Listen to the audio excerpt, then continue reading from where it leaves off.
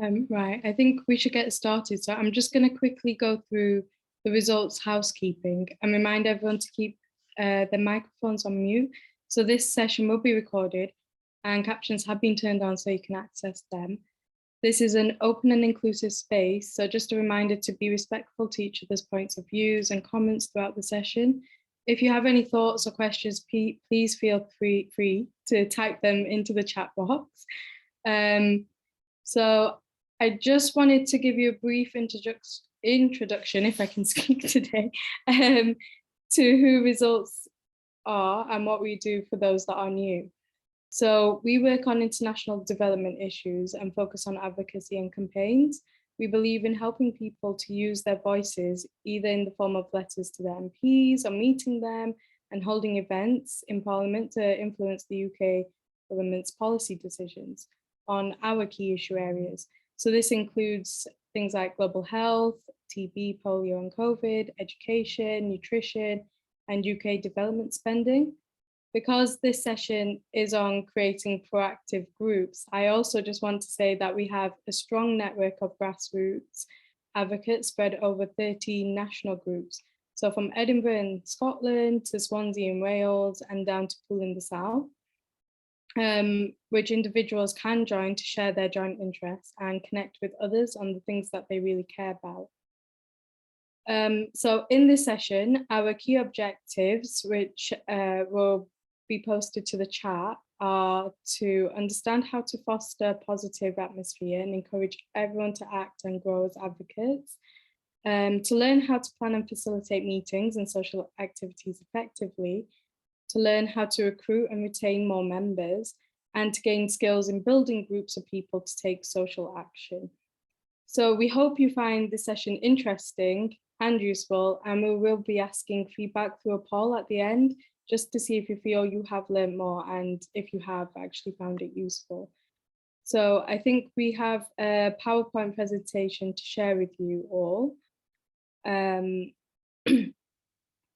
So once that's up, I'll go through group norms. So we go to the second slide. Just to check, can everybody see the slides as well? Yeah, perfect. So Naveed, if it's just the second slide. Perfect, thank you. So the meeting welcome and the norms, the first thing every group must have is some norms. So this will help to create some basics, which will ensure your groups are well structured and it enables members to know what they can expect. So there's some transparency and strength in the relationships between group members. So the first one, which is very important for new members, is a round of introductions, like we have just done.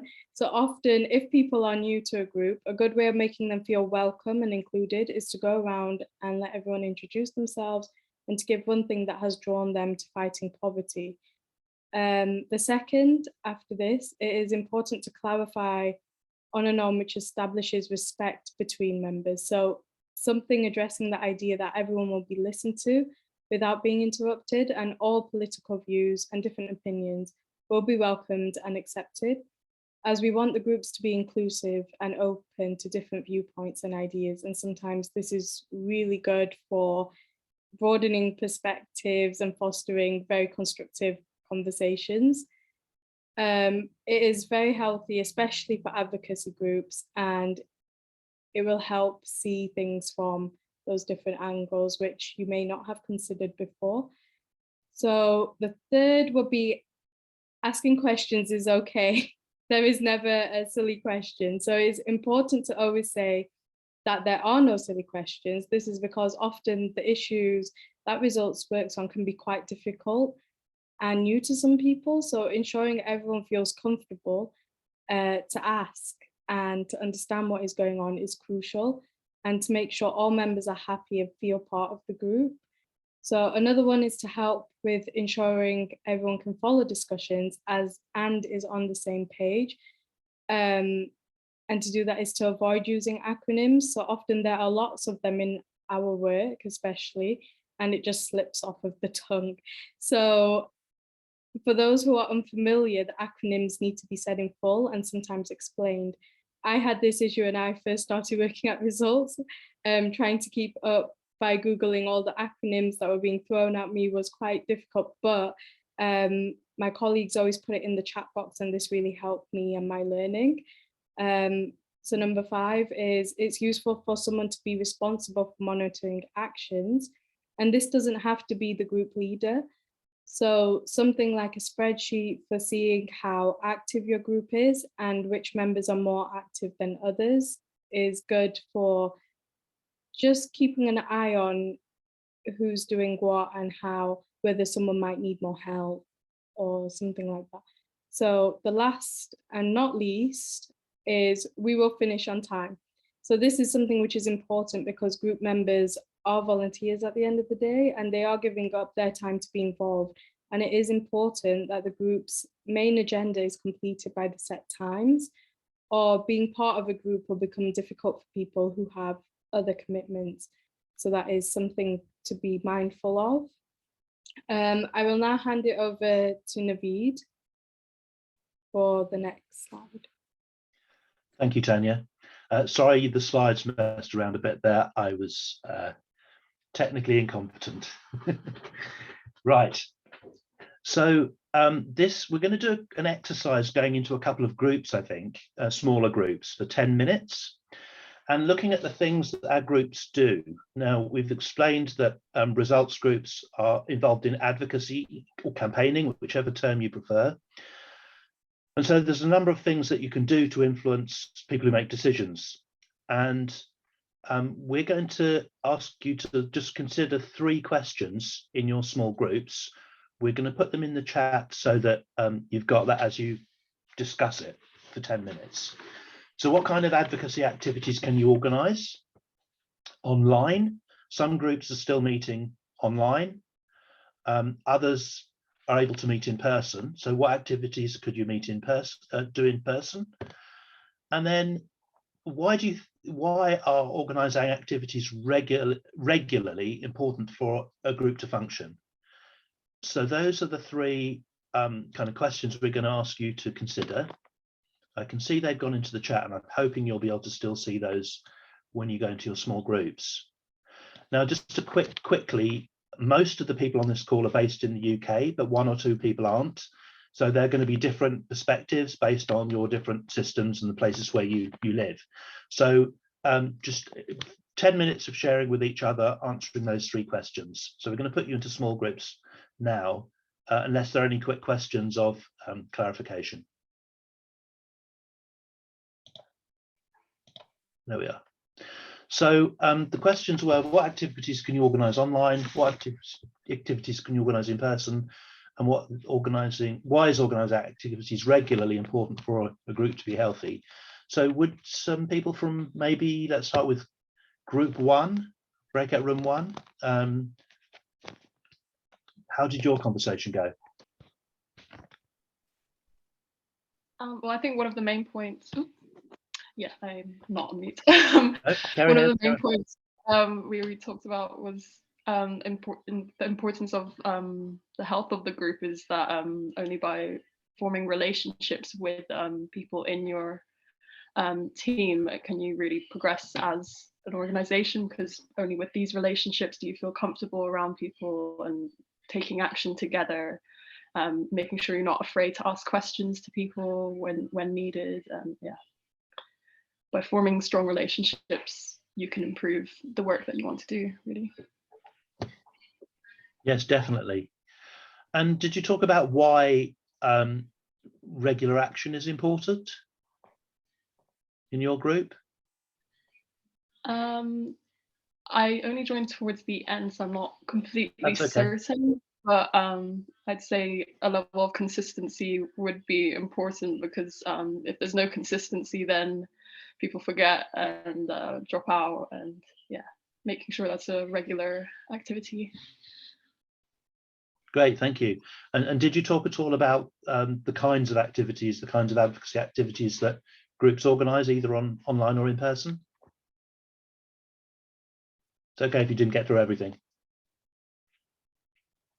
Well, yeah, for in-person and team building activities, because even though there are benefits of doing certain things online, like accessing a greater proportion of people, in-person events are really important to sort of create friendships, actually see the face, and Absolutely. yeah. We talked about having social activities as well, so that just meeting together as a social thing to build our relationships, and how valuable we found that, and getting to know each other. Yeah. We had a meal together. We met in a park when it was sort of partly locked down. Yeah. That's been important. Yeah, as the word relationships earlier was really important, building that sense of team. Great, thank you. Does someone from one of the other groups want to talk about what happened in your group? Sorry, I've lost the group numbers altogether. I hope you can see my screen. Yes. Okay. So the first question was what activities can you organize online?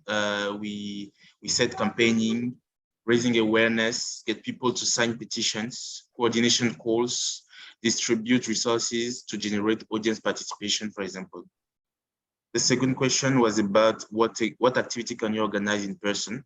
Advocacy meetings, trainings, accessibility to target audience, accessibility to partners. Third question was why is organizing activities regularly important for the health of the group? It's important to strengthen the partnership, to keep up with information and re-strategize where necessary. Document progress and map out action points and next lines of actions. Address areas of difficulty with the line of work. Wow, thank you. That's super organized. Does anyone have any thoughts about what Kenneth's just presented?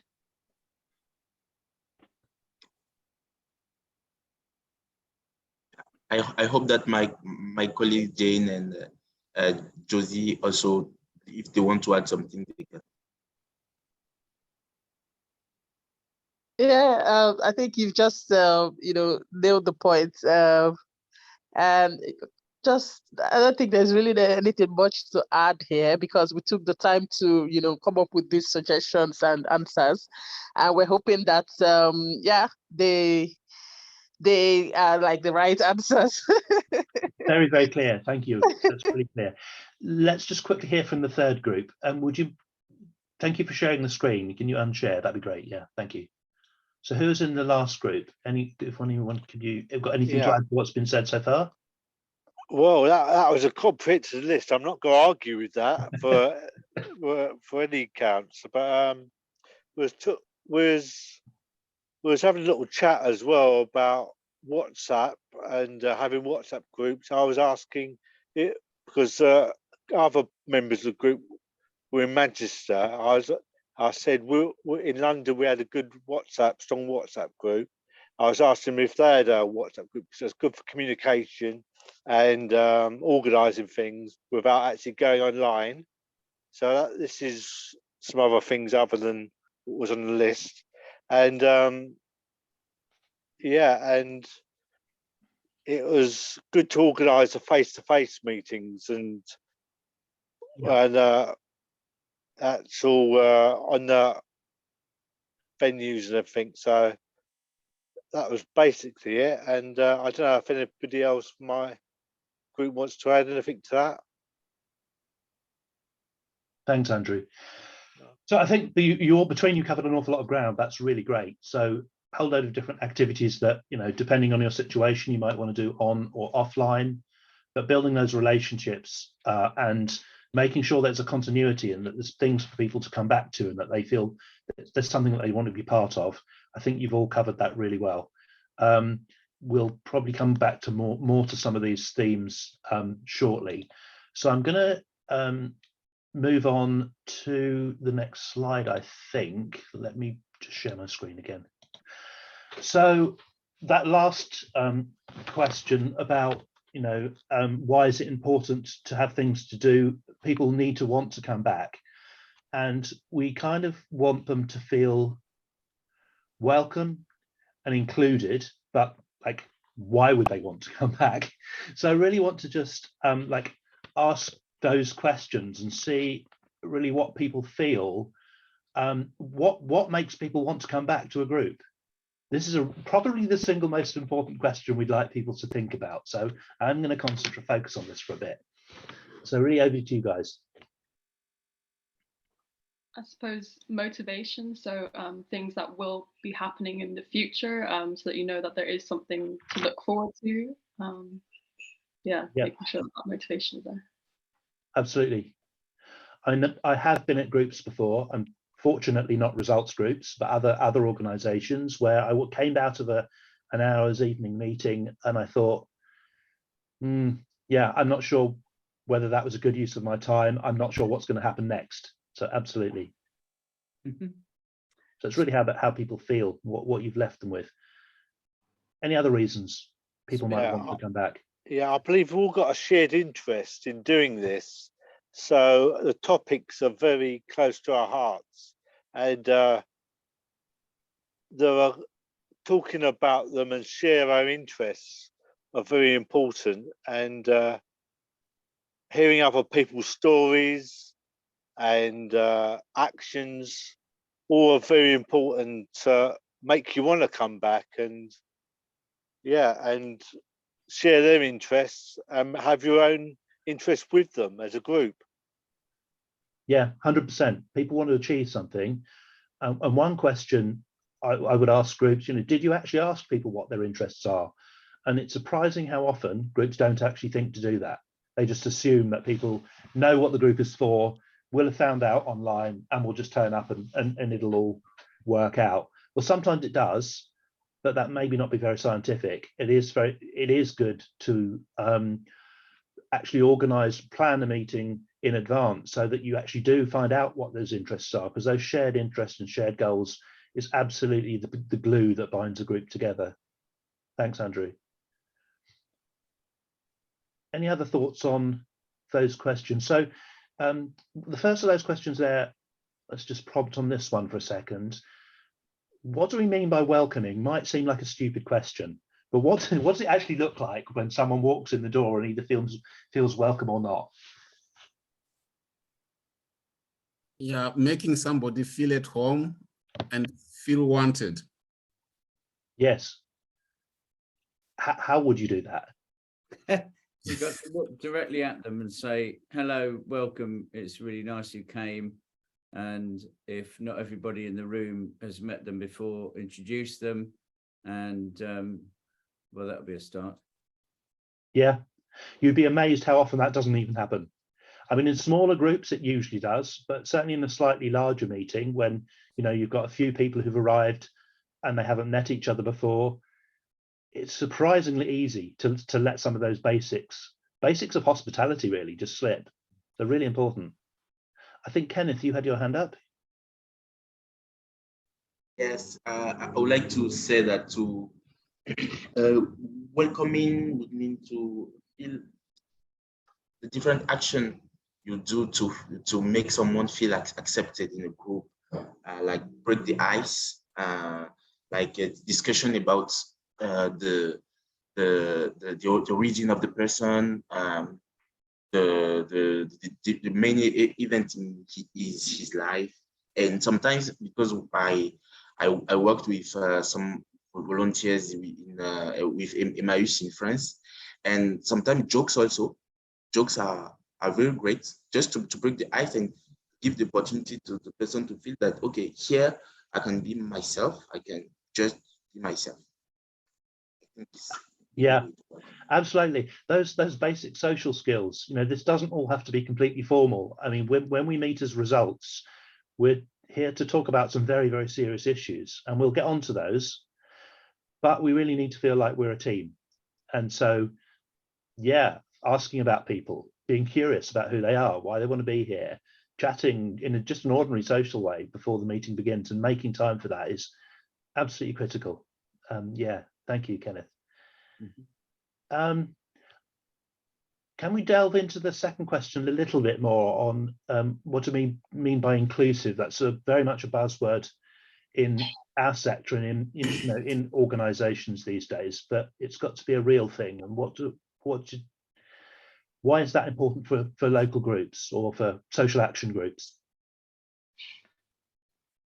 I think one easy way that could be done is perhaps by asking people their pronouns. That's just a very simple way in doing introductions to make sure that you're not misgendering someone, and so being gender inclusive.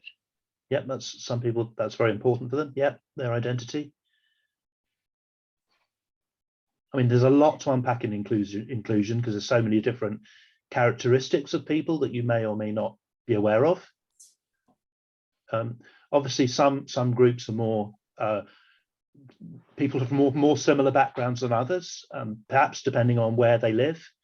But sometimes those kinds of patterns self-perpetuate, and you find that groups might be inadvertently excluding people or not attracting people from different kinds of communities. And you might want to think, well, why is that?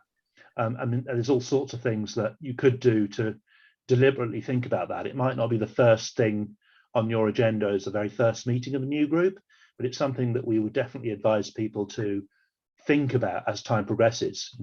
Are they representing the community that they live in? Are there other forms of experience that they might benefit from that they haven't got in the group? Again, this is partly dependent on the size of groups and the kind of, let's say, the kind of community that you're in. But I think these are really important questions for everybody to ask, if not all of the time, just to be aware of and sometimes go into them explicitly. Yeah, I suppose that also means if we were using results, for example, where is results being advertised? Is it not just digitally, but maybe like posters in different types of areas, I guess? Yes, definitely. It absolutely affects where you advertise yourself. And as we have to be honest, as staff, when we place adverts in different places to try and establish new groups or to help existing groups attract new members, we struggle as well. It's not always easy to think of all of the different places, and maybe we don't know communities as well as people who are actually locally rooted. I don't know. Well, okay, I'm going to put you on the spot, Ricky and Karen. I know you've done a lot of thinking about this in Cheshire. Have you got any kind of observations on that one? We're partway through our thinking. I guess, well, so in our group, there's me and I'm disabled. There's Sanjay and he's also disabled. Sanjay and his dad are Asian. The rest of us are white British. So there's a bit of diversity built in. What I think is easy to overlook is actually, it's not just a skin color, it's background and experience and real knowledge. And one of the things I've been learning to do is honor Sanjay and Jay by actually, I expect them to bring their experience into the way we campaign. So it's not about accommodating them particularly, but it's having that expectation. Another aspect of inclusion, I don't know if this is really what you were thinking of, but when new people join the group, they've always bring with them some kind of campaigning background. So they've been into craftivism or upcycling or climate change campaigning or Greenpeace. So I think one of the things that's important is to get a full understanding of the whole person, because they care deeply about eradicating poverty, but they also care perhaps even more deeply about biodiversity loss or some other aspect of the way climate change is going to hit us or something else, so it's a matter, I think, of understanding the whole person and understanding how different aspects of that person is going to feed into the way they campaign and the way we campaign as a group. don't feel we think of anything. Yeah. We can also be religiously and politically diverse. I'm not sure. I think possibly our group is fairly politically uniform, though we haven't actually discussed it, but you sort of feel like that. But we're quite a diverse group religiously as well. And that's actually been quite a wonderful thing, that we know we all have very different views. But our views on poverty are so strong that we work very much together on that as well. Mm. There's That's so wonderful. many parts of inclusivity that you can think of. I couldn't have possibly have expressed it anywhere as near as well as you just have, in terms of how that inclusion and welcoming the whole person and with all of their background and experiences is so much bigger than just the characteristics that you can see and the things that you assume about a person.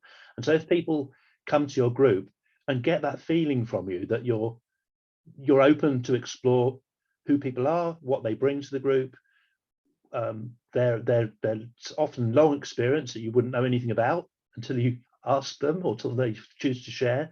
If they get a feeling that that's important to you, then that will be a really powerful way of making them feel that this is a group where they can contribute their skills and knowledge. So cool. And most groups, I think, have more people and a higher turnover than we do.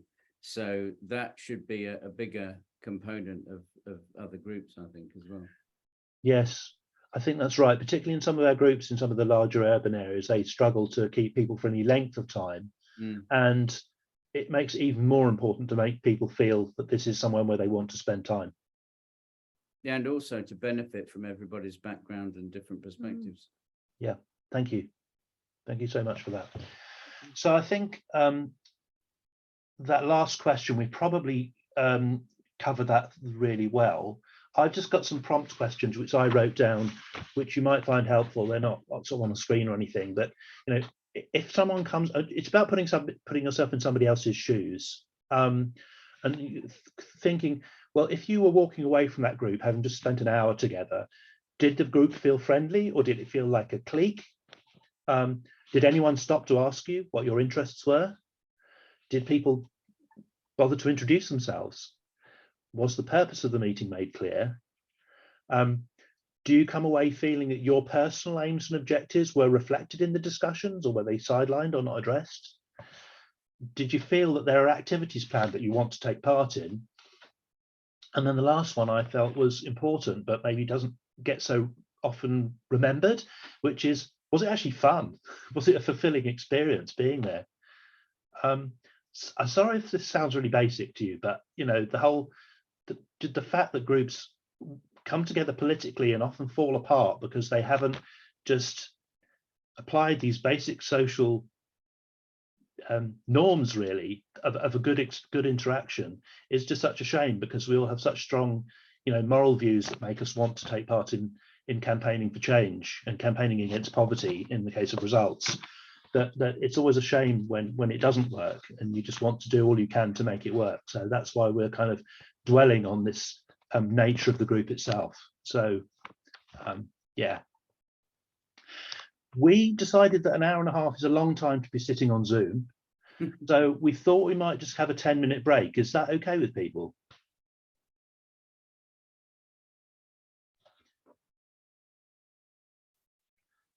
Well, most of you have wanted to come back. That's good. Yeah,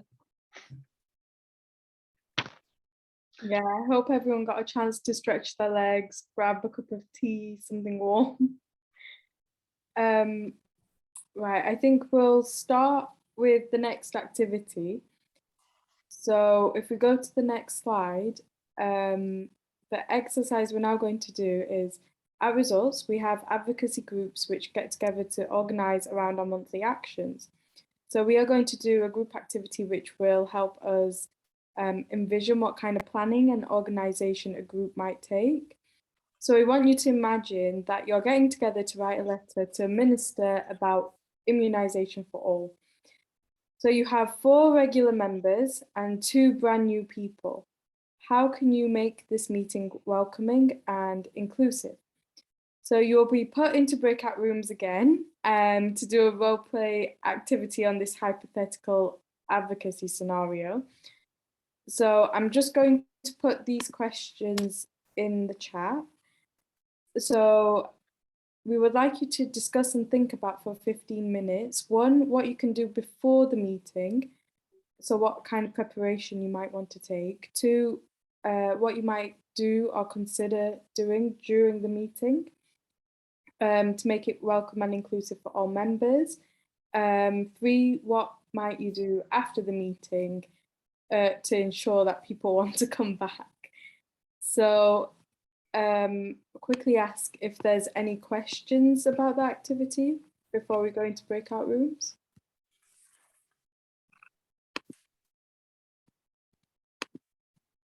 Nope. Should just say this is a reasonably realistic scenario. Not all groups write letters collectively, but some do. So we hope you'll find this a useful scenario. I'll just open all the rooms and hope that the questions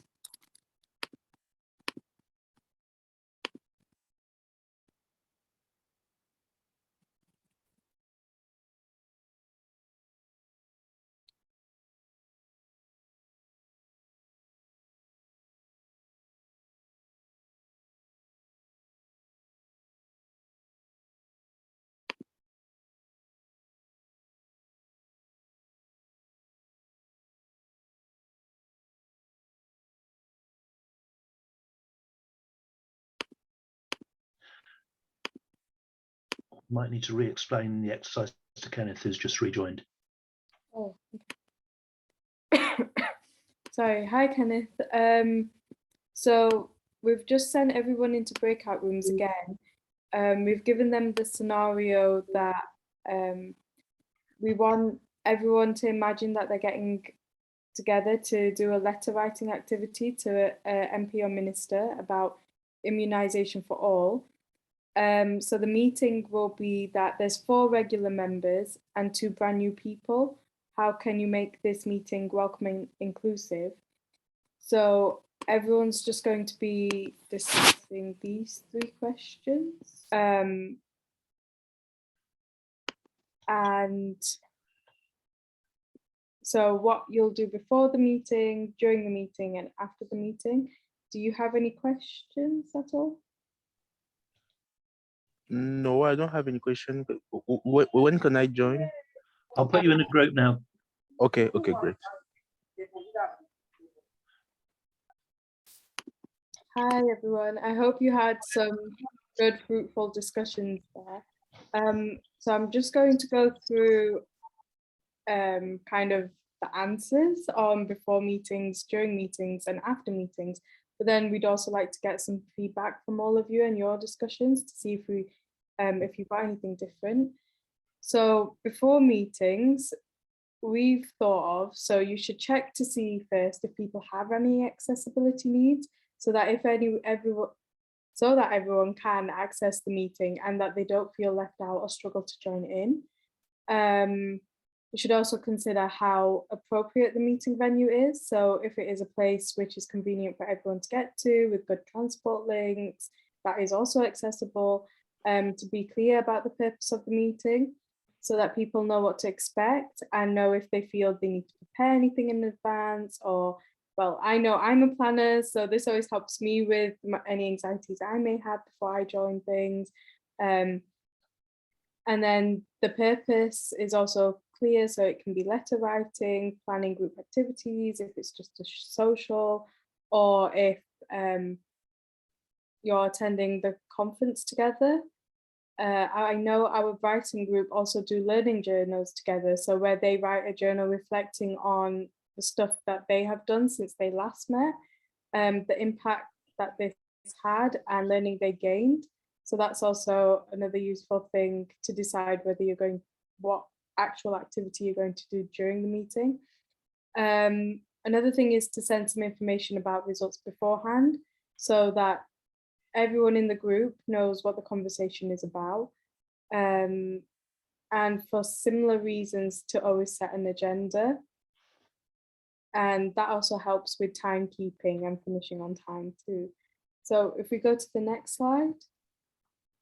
So during the meetings, we've come up with making sure you thank everyone for coming and sharing why you are getting involved, asking everyone to introduce themselves so it creates the warm and inclusive environment, especially for new members, explaining what you are hoping to achieve from the meeting,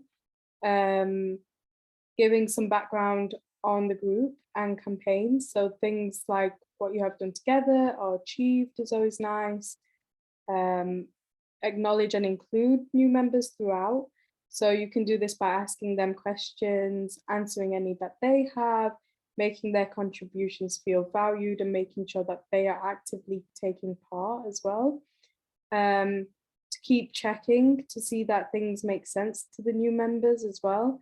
To keep referring back to group norms and to ask someone to take notes, which should probably be sent to everyone after the meeting, just so that everyone remembers exactly what was discussed and any plans for future activities will be in there as well. Also, a good thing to do is temperature checks on any proposed ideas, just to ensure that everyone is happy with any proposed activities that the group plans on taking. This helps make everyone feel included as part of a kind of tight-knit community. And then if we go to the next slide, after your meetings, it's nice to just thank everyone for coming and to thank them for their time, and make sure everyone has an action point. So this helps to disperse like the responsibilities and make each group member feel like they are actively involved with what's going on. So for example, if you're writing a blog post as a group, the responsibilities to share out will include someone writing the blog, someone doing a grammar spell check, someone to fact check the actual content, someone to upload it to the website and on socials, and other roles needed in the blog publishing process. It kind of gives the whole group something to work on together so that everyone feels like they are doing something, and that kind of the responsibilities are shared out. So everyone feels more connected, I suppose, after doing an activity. You can also ask people whether the meeting met their expectations. So getting feedback from the group members will ensure that the group is fulfilling the role that it needs to be, and to identify any areas of improvement. You can always do this by doing a multiple choice poll at the end of meetings, which is easy to complete, or just asking for general feedback at the end, or giving someone that space to kind of come to you privately and say whether they met their expectations or not. It's also nice to ask if they are planning to come back, and if someone is not, you can find out why this might be, and it will help identify any weaknesses that the group might have. To ask people if there's anything you could do differently next time as well, and to arrange a social activity for the future is also good, because it gives you something to look forward to as a group. The whole meeting doesn't have to be about results and results issue areas. So people sometimes join groups to network and find like-minded people. So planning something together really helps kind of build that sense of community as well. So this very session we are in today has included me and Naveed thinking about all the things we have just gone through. And if your groups have all of the different kinds of elements included in them, they are more likely to be like going smoothly and more enjoyable for everyone. So hopefully they feel a part of the results community and do want to come back. I'm just going to open the floor now. Did anyone come up with anything different?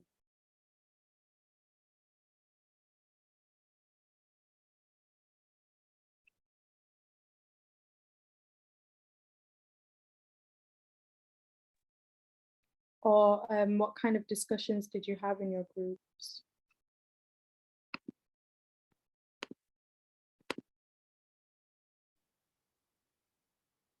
Ours was very much related to, the points you've noted down here, pretty much similar. Yeah. Except that for after the meeting, we added you know, getting feedback where possible. That can also help to improve the next meeting, or, you know, yeah. So feedback might be something that we may include. Yeah, I think feedback is a big one. It's always useful to know whether people actually enjoyed it as well and what they thought. And I think that really makes it feel more inclusive too, just to give people that space to share their ideas and thoughts. Did anyone have anything for before meetings that they discussed? It's Kenneth. I think that globally we had some similar responses in what you shared, but what you shared is really insightful, because you have some detailed points, and it's kind of it's improving. It has improved maybe my understanding of these different phases, and yes, I see it's a really insightful proposition, especially the fact to assess at the beginning, and then to assess at the end also of the meeting. So really insightful. Thank you. Yeah, no, that's good to hear. I'm glad it's been useful. So thank you, Kenneth. And this really takes us on to the next activity, or the next slide, or the kind of last main point we've got, really. And it also, that word improvement, I think, is key to this. And I don't know if this is I don't know if this is a helpful idea, but we refer to the idea of group health. Does a group feel healthy? Is it going well? Is it operating effectively? And this really speaks to your point, Jane, about reflection as well. So a lot of groups don't do this, and we're not suggesting that it has to happen at the end of every meeting. It could be too much. It's really up to you. But we do advise checking in once in a while, not just, you know, turning up week in, week out, or month in, month out, doing a whole lot of advocacy activities, letter writing, listening to the serious issues, learning, you know, these are all good things. But then just going away again without reflecting how it's going can mean that you can go from a healthy situation to a situation where things aren't going well quite quickly, because you haven't made time to actually check. So this slide is quite important to us. And in fact, we do this ourselves with, you know, thinking about the whole network. Are there groups where we could help them, or where we know that there's a member, you know, a group leader who's expressed to us that they're struggling to get new members or to retain new members. One of the things we've not had time to do as much as we'd like in this session is about recruiting new members, and we do want to say, if that's something you want to learn more about or think more about, do give us a shout, because that's partly what we're here for, to help you with that sort of thing. But we felt that the most important thing was, and this happens quite a lot, we don't want to just help people recruit members only for them to lose them again, because we're not thinking carefully enough about what it is that we want people to be part of. And in a sense, a healthy group, it almost recruits members itself, because it's something that people get attracted to. But this is really a slide about checking in whether that's the case. So these are some kind of questions you could ask to yourself. Are we taking regular actions? Are we joining the calls? So by that we mean the monthly results conference calls. They're not compulsory, but we think they're quite a good resource for groups across the country to be part of and join as often as they can. We talked a while ago about our members sharing responsibilities. Now, some people will have other responsibilities. They won't be able to take away, you know, big action points, or, you know, they might have family responsibilities, for example. But are people being given the option to take part in the life of the group and to be responsible for activities? Are new people sticking with us, or are they dropping off pretty regularly? And what does that say about who we are? Are we creating opportunities for people to bring their skills to the group, as Ricky and Karen mentioned earlier really eloquently? Are we clear about what we want to achieve as a group? So if that's thinking ahead.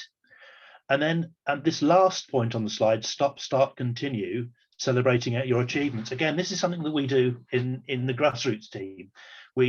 Once a month, we have literally 15 minutes, and we say, okay, what have we got to celebrate this month? And we just have a couple of minutes on that. because sometimes you need to feel good about things, particularly when things are politically difficult, as they are kind of at the moment, I would say. And then we just do quickly, it's a kind of traffic light system. What do we want to stop doing? What do we want to start doing? And what's going well that we want to carry on with? And that's just a suggestion. It's the way we do things, but there's all sorts of different techniques you can use to just check in on how you're feeling about what you're doing. So we do want you to hopefully have things to celebrate, whatever.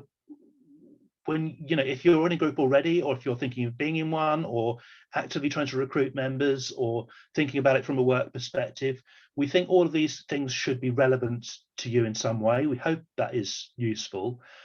So I'm just going to stop this slide here and kind of, well, I'm just going to hand over to Tanya to sort of round up the meeting, because we did promise you we'd try and finish on time or very close to on time. I'm just going to quickly share our contact details in the chat. So last but not least, you can always get in touch and keep us up to date with your activities, because we love to see them and it does really motivate us too. So you can always check out our website for campaign guide resources and materials, and to find out more about our achievements. So just put those into the chat. And again, a massive thank you for coming to this evening. Thank you. Thank you. Thank you very much. Thank you very much. Thank you all. Really lovely to see you. Thanks. Bye-bye. And good luck with everything. Thank you. Bye-bye. Thank you.